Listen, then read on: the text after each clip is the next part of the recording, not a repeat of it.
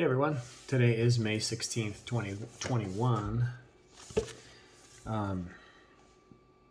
I pulled a muscle in my back earlier today gardening, so I know it sounds so lame, but I was helping Kira dig out a new planter bed for a bunch of veggies that we're planting, and long story short, my back hurts, so I apologize if you see me wincing or if I have to take a break. But today we're going to read 1 Samuel 15 and 16.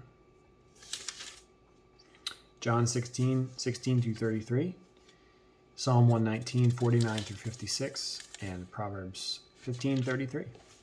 So let's read today's passage in 1 Samuel chapters 15 and 16. And Samuel said to Saul, "The Lord sent me to anoint you king over his people Israel. Now therefore listen to the words of the Lord. Thus says the Lord of hosts, I have noted what Amalek did to Israel in opposing them on the way when they came up out of Egypt. Now go and strike Amalek and devote to destruction all that they have. Do not spare them, but kill both man and woman, child and infant, ox and sheep, camel and donkey." So Saul summoned the people and numbered them in Telaim, 200,000 men on foot and 10,000 men of Judah. And Saul came into the city of Amalek and lay in wait in the valley. Then Saul said to the Kenites, "Go down from among the Amalekites, lest I destroy you with them. For you showed kindness to all the people of Israel when they came up out of Egypt." So the Kenites departed from among the Amalekites. And Saul defeated the Amalekites from Havilah as far as Shur, which is east of Egypt. And he took Agag, the king of the Amalekites, alive, and devoted to destruction all the people with the edge of the sword. But Saul and the people spared Agag and the best of the sheep, and of the oxen, and of the fattened calves and the lambs, and all that was good, and would not utterly destroy them. All that was despised and worthless they devoted to destruction. The word of the Lord came to Samuel. "I regret that I have made Saul king, for he has turned back from following me, and has not performed my commandments." And Samuel was angry, and he cried to the Lord all night. And Samuel rose early to meet Saul in the morning, and it was told Saul came to Carmel, and behold, he set up a monument for himself, and turned and passed on, and went down to Gilgal. And Samuel came to Saul, and Saul said to him, Blessed be you to the Lord. I have performed the commandment of the Lord."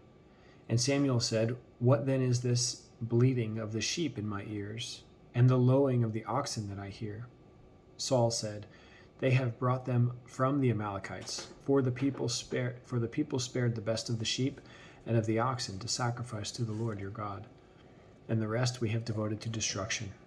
Then Samuel said to Saul, "Stop, I will tell you what the Lord said to me this night." And he said to him, "Speak." And Samuel said, "Though you are little in your own eyes, are you not the head of the tribes of Israel? The Lord anointed you king over Israel, and the Lord sent you on a mission and said, 'Go, devote to destruction the sinners, the Amalekites, and fight against them until they are consumed.' Why then did you not obey the voice of the Lord? Why did you pounce on the spoil and do what is evil in the sight of the Lord?" And Saul said to Samuel, "I have obeyed the voice of the Lord. I have gone on the mission on which the Lord sent me. I have brought Agag, the king of Amalek, and I have devoted the Amalekites to destruction. But the people took of the spoil, sheep and oxen, the best of the things devoted to destruction, to sacrifice to the Lord your God in Gilgal." And Samuel said, Has the Lord as great delight in burnt offerings and sacrifices as in obeying the voice of the Lord? Behold, to obey is better than sacrifice, and to listen than the fat of rams. For rebellion is as the sin of divination, and presumption is as iniquity and idolatry. Because you have rejected the word of the Lord, he has also rejected you from being king. Saul said to Samuel, "I have sinned, for I have transgressed the commandment of the Lord and your words, because I feared the people and obeyed their voice. Now therefore, please pardon my sin and return with me, that I may bow before the Lord." And Samuel said to Saul, I will not return with you, for you have rejected the word of the Lord, and the Lord has rejected you from being king over Israel. As Samuel turned to go away, Saul seized the skirt of his robe, and it tore. And Samuel said to him, The Lord has torn the kingdom of Israel from you this day, and has given it to a neighbor of yours, who is better than you. And also the glory of Israel will not lie or have regret, for he is not a man, that he should have regret. Then he said, I have sinned, yet honor me now before the elders of my people and before Israel, and return with me, that I may bow before the Lord your God. So Samuel turned back after Saul, and Saul bowed before the Lord. Then Samuel said, Bring here to me Agag, the king of the Amalekites. And Agag came to him cheerfully. Agag said, Surely the bitterness of death is past. And Samuel said, As your sword has made women childless, so shall your mother be childless among women. And Samuel hacked Agag to pieces before the Lord in Gilgal. Then Samuel went to Ramah, and Saul went up to his house in Gibeah of Then Samuel went to Ramah, and Saul went up to his house in Gibeah of Saul. And Samuel did not see Saul again until the day of his death. But Samuel grieved over Saul, and the Lord regretted that he had made Saul king over Israel. The Lord said to Samuel, How long will you grieve over Saul, since I have rejected him from being king over Israel? Fill your horn with oil and go. I will send you to Jesse, the Bethlehemite, for I have provided for myself a king among his sons. And Samuel said, How can I go? If Saul hears it, he will kill me. And the Lord said, Take a heifer with you, and say, I have come to sacrifice to the Lord. And invite Jesse to the sacrifice, and I will show you what you shall do. And you shall anoint for me him whom I declare to you. Samuel did what the Lord commanded and came to Bethlehem. The elders of the city came to meet him trembling and said, Do you come peaceably? And he said, Peaceably. I have come to sacrifice to the Lord. Consecrate yourselves and come with me to the sacrifice. And he consecrated Jesse and his sons and invited them to the sacrifice. When they came, he looked on Eliab and thought, Surely the Lord's anointed is before him. But the Lord said to Samuel, Do not look on his appearance or on the height of his stature, because I have rejected him. For the Lord sees not as man sees. Man looks on the outward appearance, but the Lord looks on the heart. Then Jesse called Abinadab and made him pass before Samuel. And he said, Neither has the Lord chosen this one. Then Jesse made Shammah pass by, and he said, Neither has the Lord chosen this one. And Jesse made 7 of his sons pass before Samuel, and Samuel said to Jesse, The Lord has not chosen these. Then Samuel said to Jesse, Are all your sons here? And he said, There remains yet the youngest, but behold, he is keeping the sheep. And Samuel said to Jesse, Send and get him, for we will not sit down till he comes here. And he sent and brought him in. Now he was ruddy, and had beautiful eyes, and was handsome. And the Lord said, Arise, anoint him, for this is he. Then Samuel took the horn of oil, and anointed him in the midst of his brothers. And the Spirit of the Lord rushed upon David from that day forward. And Samuel rose up and went to Ramah. Now the Spirit of the Lord departed from Saul, and a harmful spirit from the Lord tormented him. And Saul's servant said to him, Behold, now a harmful spirit from God is tormenting you. Let our Lord now command your servants who are before you to seek out a man who is skillful in playing the lyre, and when the harmful spirit from God is upon you, he will play it, and you will be well. So Saul said to his servants, Provide for me a man who can play well, and bring him to me. One of the young men answered, Behold, I have seen a son of Jesse the Bethlehemite, who is skillful in playing, a man of valor, a man of war, prudent in speech, and a man of good presence, and the Lord is with him. Therefore Saul sent messengers to Jesse and said, Send me David, your son, who is with the sheep. And Jesse took a donkey laden with bread and the skin of wine and a young goat, and sent them by David, his son, to Saul. And David came to Saul and entered his service. And Saul loved him greatly, and he became his armor-bearer. And Saul sent to Jesse, saying, Let David remain in my service, for he has found favor in my sight. And whenever the harmful spirit of God was upon Saul, David took the lyre and played it with his hand.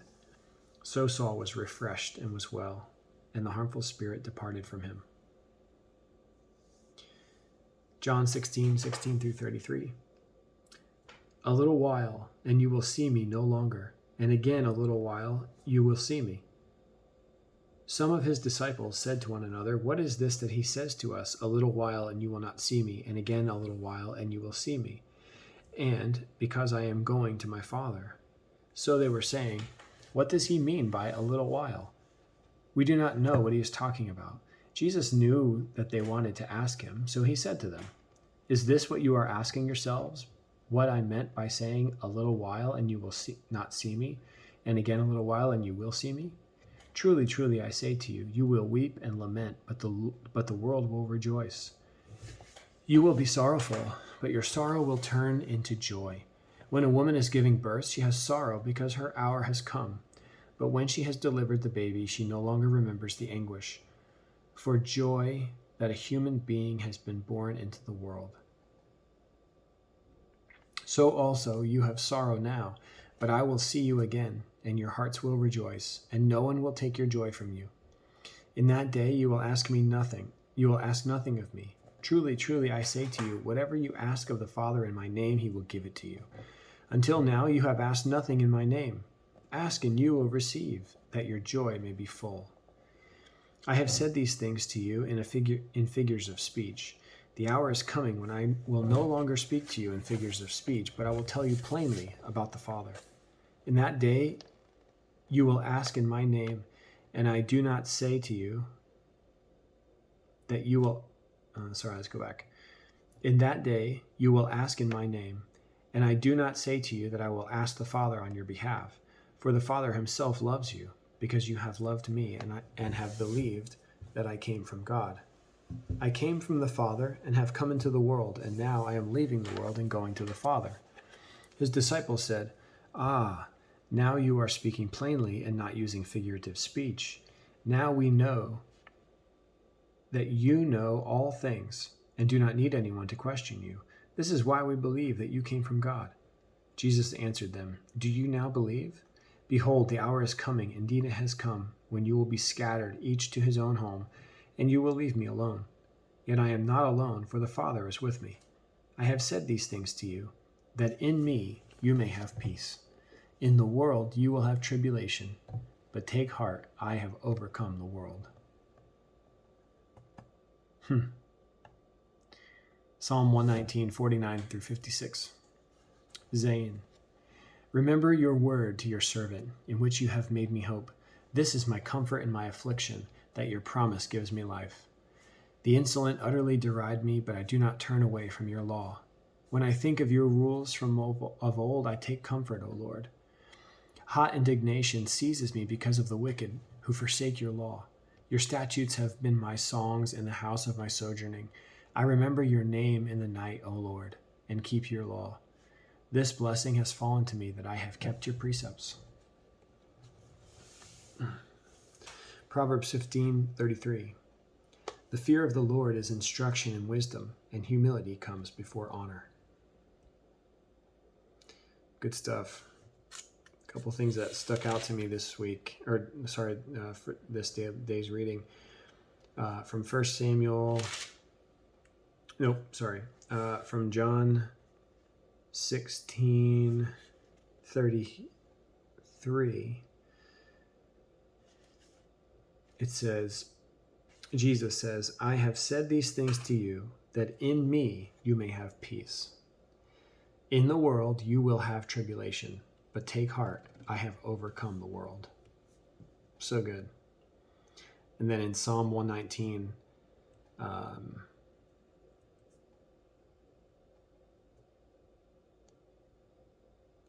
it says, this is verse 50, "This is my comfort in my affliction, that your promise gives me life."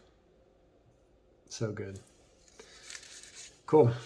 Well, tomorrow's May 17th, and tomorrow we will read 1 Samuel chapter 17 and John 17, Psalm 119, 57 through 64, and Proverbs 16, 1 through 3. So, 17th day of the month, 17th chapter of 1 Samuel, the 17th chapter of John. and then our Psalms and Proverbs. So thank you for reading with me tonight. This has been so great, and hopefully my back feels better so we can get back to normal tomorrow. See you then.